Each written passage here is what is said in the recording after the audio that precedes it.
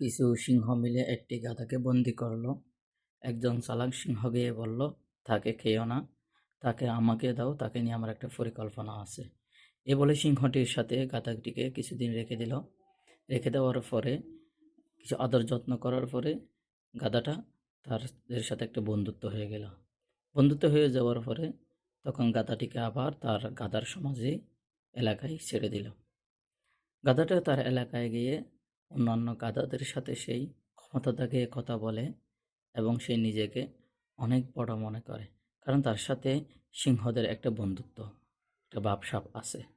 এই বলে সে অন্যান্য মানুষদের সাথে দূরত্ব রাখিয়ে কথা বলে এবং তার আশেপাশে মানুষগুলো তার বিরুদ্ধে কথা বলতে ভয় পায়, কারণ তার সাথে সিংহর একটা সম্পর্ক আছে।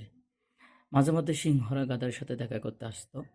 আসার সময় ওই গাধাটিও দলবল নিয়ে সিংহদের সাথে দেখা করে শেষে আসার আগে ওই গাধাটা একটি গাধা উপহার সিংহকে দেয়। এভাবে তারা নিয়মিত দেখা করতে আসে। সে গাধা একটি একটি গাধা উপহার দেয়। একদিন ওই গাধার সমাজের গাধার এলাকার অন্যান্য গাধারা তারা বলতেছে, এরই আমাদের সাথে গাদ্দারি করতেছে, মুনাফিকি করতেছে। এই বিষয়টা আমরা উপলব্ধি করতে পারছি। ওরা নিরপরাধ আমাদেরকে ওই সিংহদের কাছে দিয়ে দিতেছে।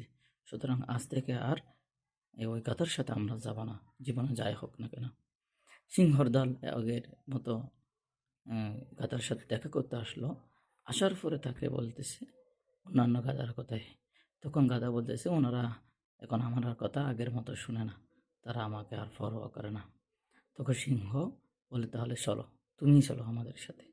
এই বলে সিংহকে নিয়ে গেল।